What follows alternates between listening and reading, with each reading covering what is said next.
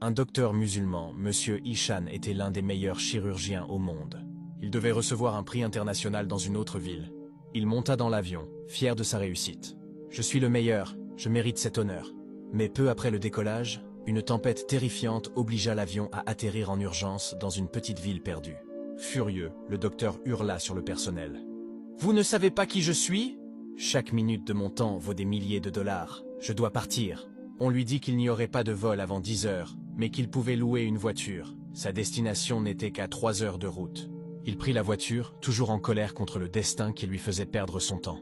Mais la tempête redoubla. La visibilité devint nulle. Il rata un virage et se retrouva embourbé sur un chemin de terre, au milieu de nulle part, sous une pluie battante. Désespéré et gelé, il vit une petite lumière. Une vieille maison isolée, il frappa.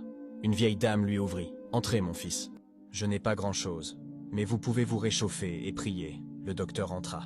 Pendant qu'il séchait ses vêtements, il vit la vieille dame prier longuement, puis bercer un enfant malade qui dormait près d'elle. Le docteur, intrigué, demanda « Mère, que demandez-vous à Allah avec tant de ferveur ?» La vieille dame sourit tristement. « Cet enfant est mon petit-fils. Il a une maladie rare. Les médecins ici ne peuvent rien faire. Ils m'ont dit qu'un seul chirurgien au monde peut le sauver, un certain docteur Ishan. Mais il est loin, très riche et impossible à atteindre pour des pauvres comme nous.